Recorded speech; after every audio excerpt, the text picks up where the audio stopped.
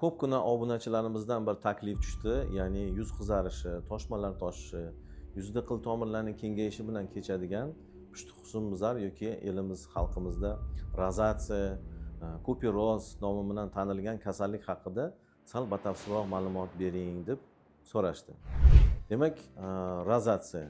Rozatsiya kasalligi bu kelib chiqishi hali shu paytgacha bir aniq ma'lumotlar yo'q, lekin asosiy kelib chiqishda sabab bo'ladigan holatlar bor. Bularning birinchisiga biz quyosh nurini aytamiz.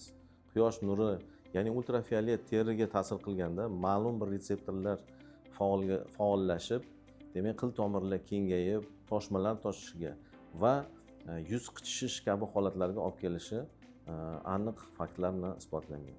Bundan tashqari, demak, qabul qilayotgan oziq mahsulotlarga bog'liq joylari bor.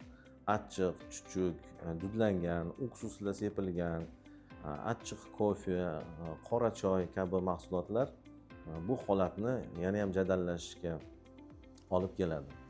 Bundan tashqari, aytib o'tishimiz kerakki, albatta genetik holatlar ham ahamiyatga ega. Ba'zi bir insonlarning yuzidagi qil tomirlar nisbatan yuzaroq joylashadi va ular oftob nurlariga ta'sirchanroq bo'ladi. Bu holat ham o'zini o'rnini egallaydi. Ko'pgina amaliyotdan kelib chiqib gapiradigan bo'lsak, murojaat qilayotgan bemorlarni aksariyati ayol kishi va bu olimlarning statistikasi bo'yicha ham ayollarda ko'proq uchraydi. 30 yoshdan keyin 30 plus, 45 yoshgacha, 50 yoshgacha ba'zi bir holatlarda mijozlarimiz bor, 60 dan oshgan mijozlar ham kuzatiladi. Demak, erkaklar bilan ayollarda bo'ladigan muammolarni gapirib o'tamiz. Ko'pgina ayollarimizni birgina bir istagi bor. Ko'chaga chiqqanda hech qanday makiyaj, tonalkalar surmasdan bemalol yoshligini eslab, shu balog'at yoshiga yetguncha bo'lgan holatni eslab aytishadi. Voy doktor, shundoq bir muolaja qilingki, men shu yoshligimga qaytay. Ko'chaga chiqqanimda hech narsa surmay, shunday turaydi, yuz qo'limni yuvib chiqib ketay deyshadi. Asosiy xohish, talab bugungi kunda shu.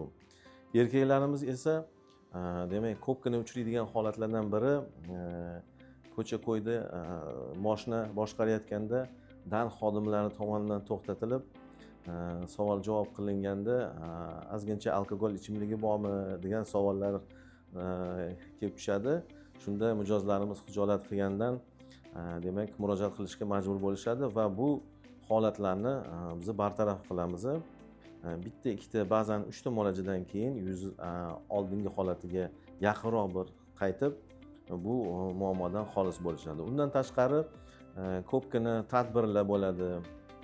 Aytaylik, rahbarlar, lavozimda o'tirgan insonlar, ularning oldiga ko'p odam kirib chiqadi. Ular undan yuqori bo'lgan rahbarlarning oldiga kirishadi.